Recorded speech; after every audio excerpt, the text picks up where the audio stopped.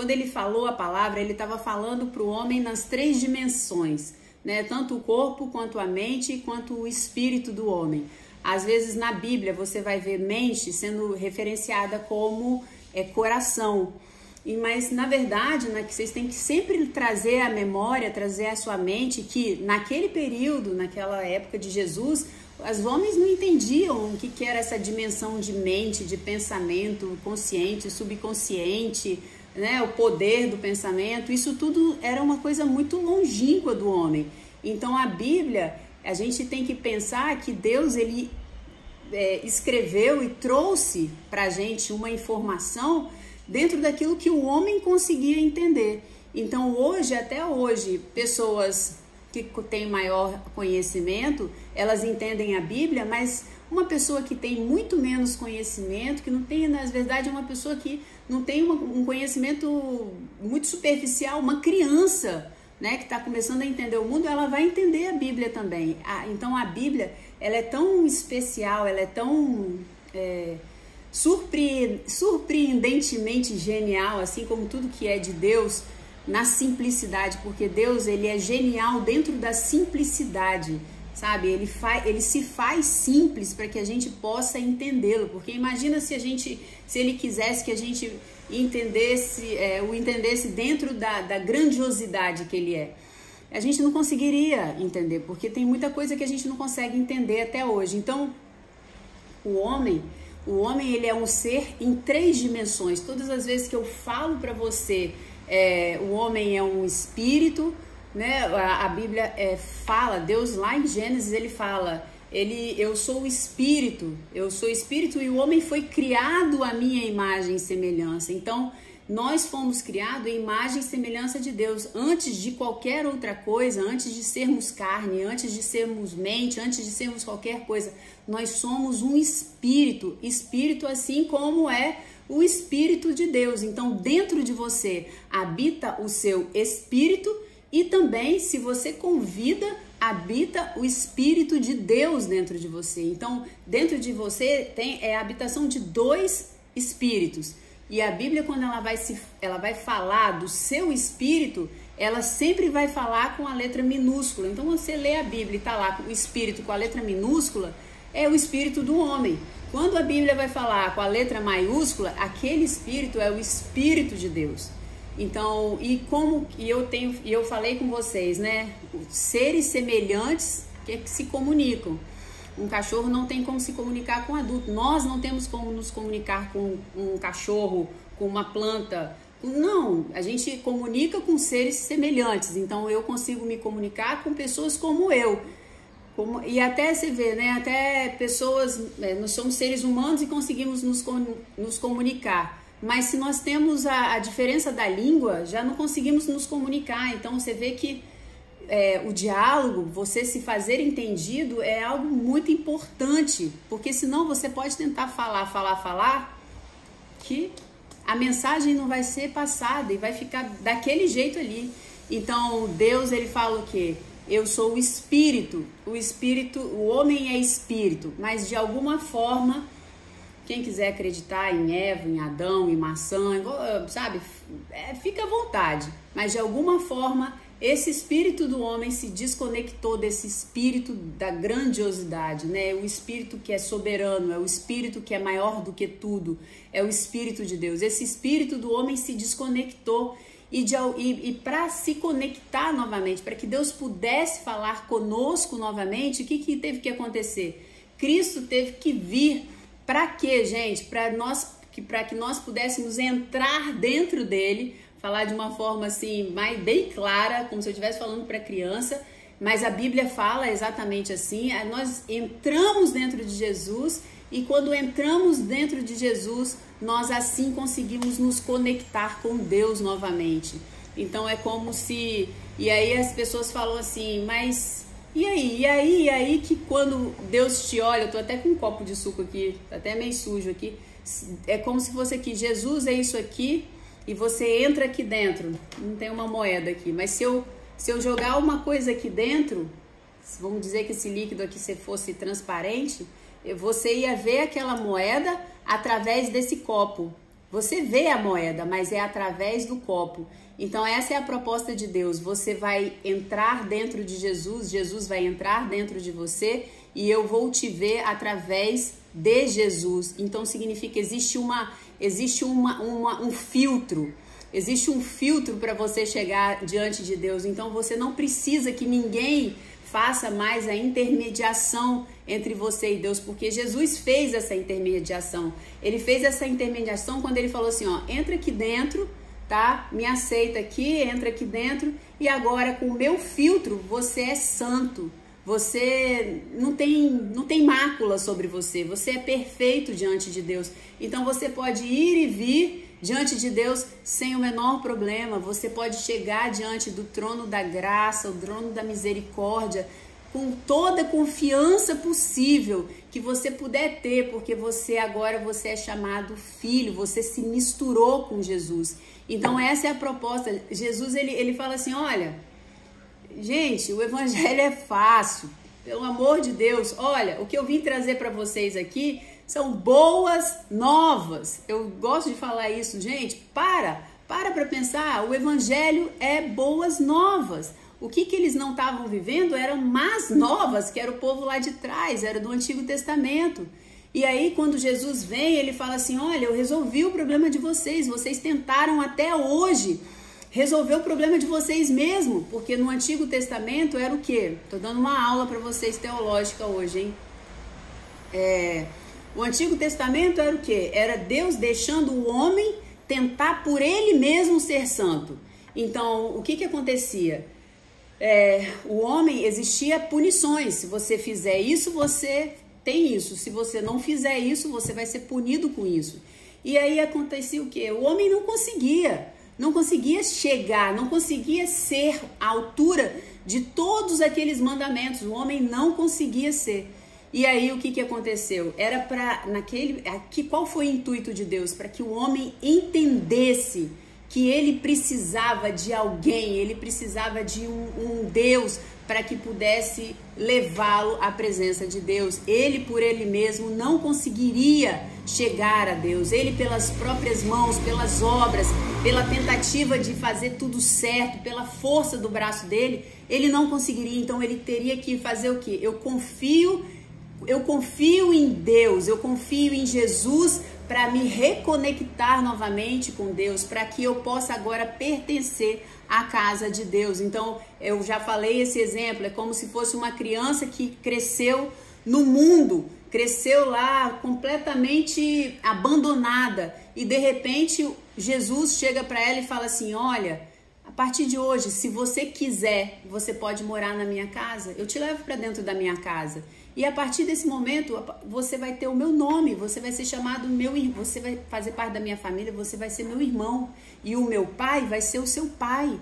Você quer ir para minha casa? Lá você vai ter segurança, você vai ter suas necessidades fisiológicas satisfeitas, você vai ter estímulo, você vai ter pessoas que te amam, independente, olha, a gente sabe tudo que você é. A gente sabe que você cresceu na rua, a gente sabe que você é cheio de manias, que você não vai aprender as coisas de uma hora para outra, que tudo ainda vai ser um caminhar difícil, mas olha, fica tranquilo, a gente tem a vida inteira para se conhecer, para aprender um com o outro. Então, porque ninguém está aqui te chamando, preocupado com o que você é, com o que você vai acertar. Você está sendo chamado para a casa do meu pai, para fazer parte dessa família, não porque você faz alguma coisa certa, porque você não faz, mas pela pessoa que você é. Nós simplesmente olhamos para você e queremos você. Não é assim quando acontece uma adoção? Quando uma pessoa chega num orfanato, ela olha para uma criança, ela fala assim, eu quero você, toca algo no coração dela e fala, eu quero você.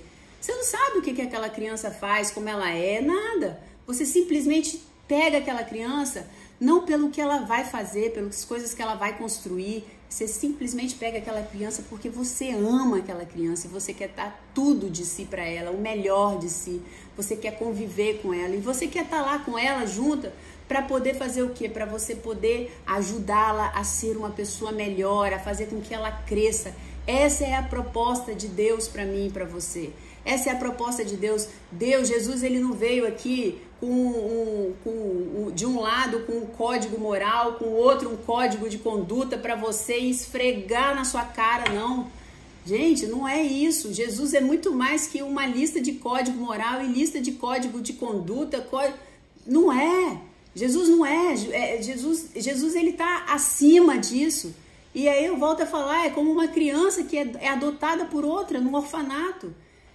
Você não chega com uma lista moral de um lado e um código de conduta de outro e fala, olha, quem obedecer a essa norma aqui dentro da minha casa, eu vou levar você como meu filho. Mas olha, a partir do momento que você desobedece a lei número 150,3, você tá fora.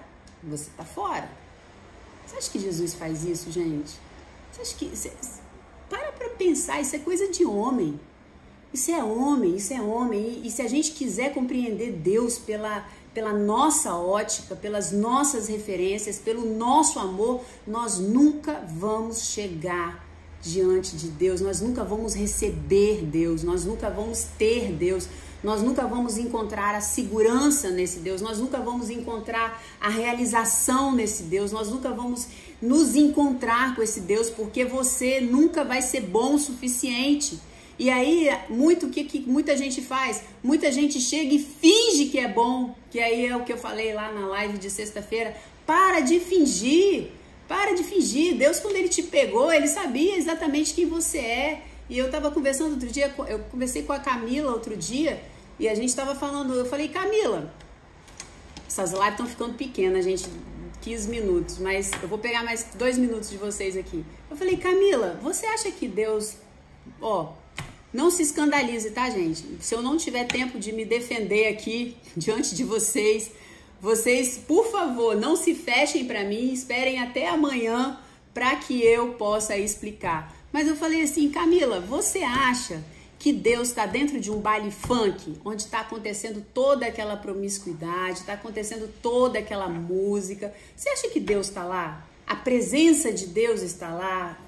Existe Deus ali naquele lugar? E aí eu vou perguntar para vocês, o que vocês acham? Vamos passar aí um tiquinho e me falem aí. Isso aqui, gente, não tem ninguém para julgar ninguém. Tá todo mundo aprendendo, tá todo mundo tentando entender, tá todo mundo num processo de evolução. Então não fiquem com vergonha de responder. Não façam igual, sabe, sala de aula, onde o aluno não participa porque ele tem vergonha de falar besteira, e aí o professor fica assim, gente, lugar de falar besteira é dentro da sala de aula, você está aprendendo. Deus me perdoe essa palavra, mas horrível é o professor que exige que um aluno dê sempre respostas certas. Não, aqui é para errar, mas eu preciso que vocês falem. Eu vou começar um período aqui de aula teológica com vocês, porque eu acho que vocês estão precisando um pouquinho dessa teologia de isso.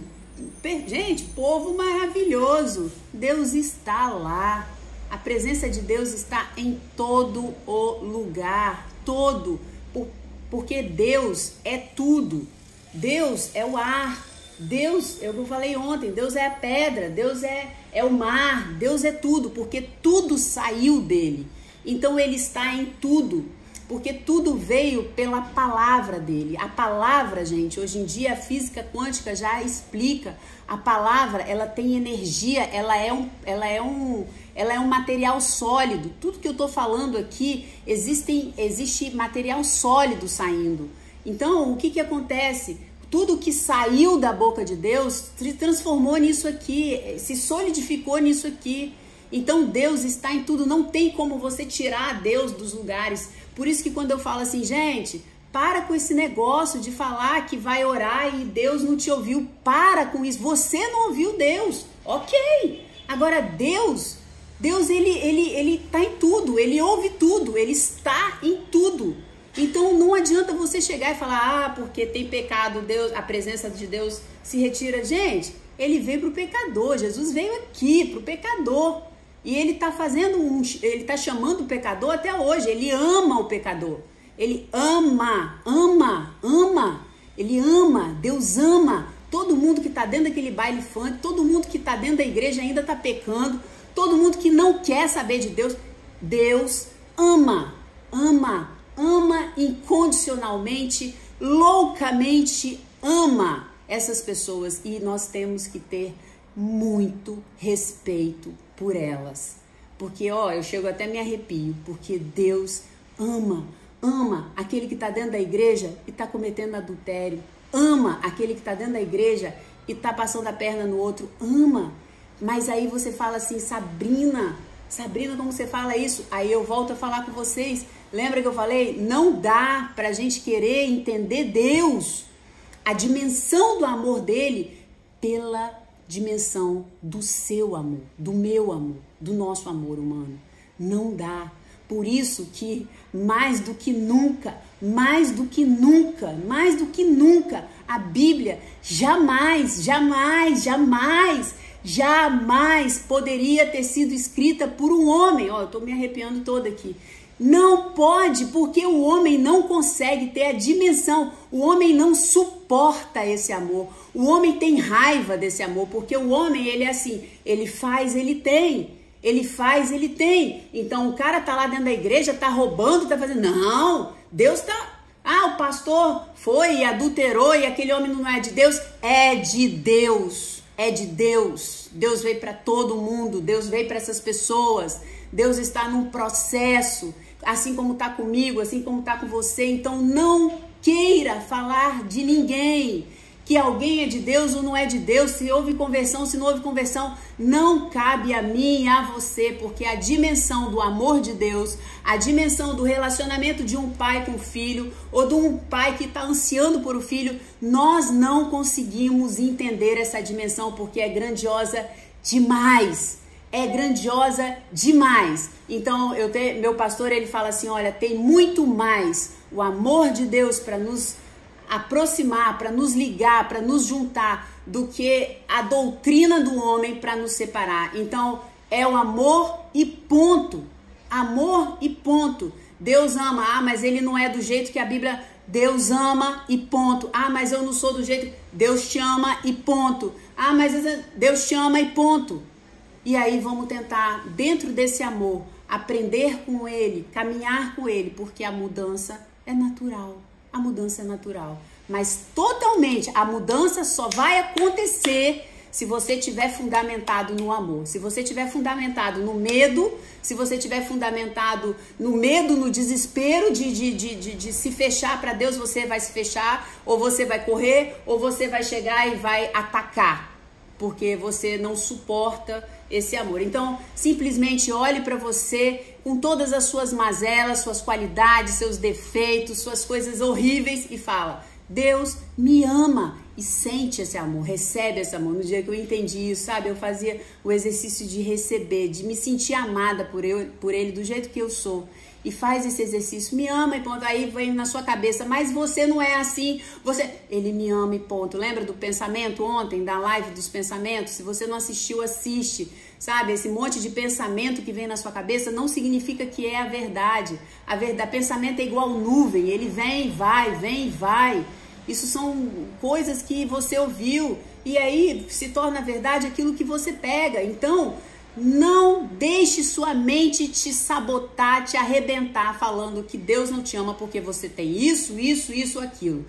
Isso, aquilo só vai mudar se você receber esse amor de Deus e permitir-se caminhar com Ele. Porque nessa caminhada, nessa comunhão é que você vai sendo mudado, que você vai sendo transformado de glória em glória. Assim, quando você vai pra praia e se expõe ao sol e você é mudado sem fazer nada, tá bom? Gente, um beijo grande em vocês e nós temos live agora quarta-feira, a gente tem live 9 horas da noite. Não se esqueçam de se inscrever no desafio Sonhar e Realizar, que tá lá na minha bio, faça a inscrição.